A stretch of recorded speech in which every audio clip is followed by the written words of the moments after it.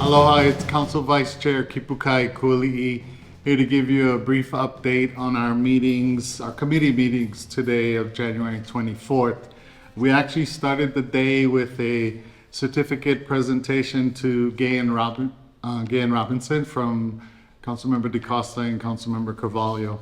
Primarily just thanking them for the work that they do in our community, and especially with regards to affordable housing and how they're restoring and preserving their old plantation homes so that their retirees can continue living in them, and how they're taking advantage of our new plantation zoning to actually build new, small, simple, affordable units to provide to our people as well. So as housing chair, I was really excited to hear about that and thank them for that as well. Our Parks and Rec Transportation Committee had a briefing on the small boat harbors and ramps that was brought forward by Councilmember Kagawa. He showed us some pictures and he talked about some of his concerns, and we heard from the Kauaʻi District Manager, Jeremiah Aguilera. He was very thorough and answered all our questions, and we learned a lot and about the priority for recreational users over commercial users.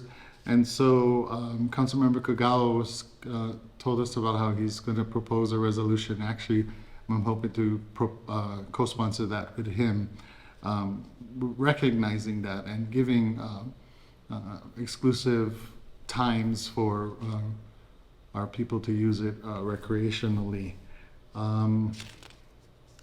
The Finance and Economic Development Committee heard a money bill for $1 million for the replacement of fire engine number 5 in our Kauaʻi station. And then the last big briefing was from the Disability Communication Access Board, DCAB, with the state. And so we heard about all the work that they do. I think one of the interesting things was they talked about proposed legislation that is coming to authorize the state legislation to authorize counties to develop ordinances that establishes officials to work on the enforcement of the disability permit parking, and also to build and design and build those handicap spaces.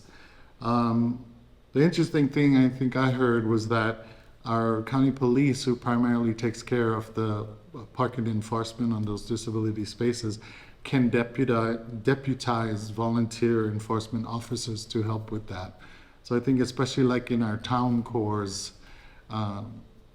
we could use that help, because obviously our police needs to focus on the more serious crimes. So, and they talked about too how with the design and making sure that the parking spaces, disability parking spaces, exist in parking lots at the level they're required, that our code enforcement officers could be deputized to do that as well. Yeah, I think that was primarily it for today's meeting, and we'll see you next time. Aloha.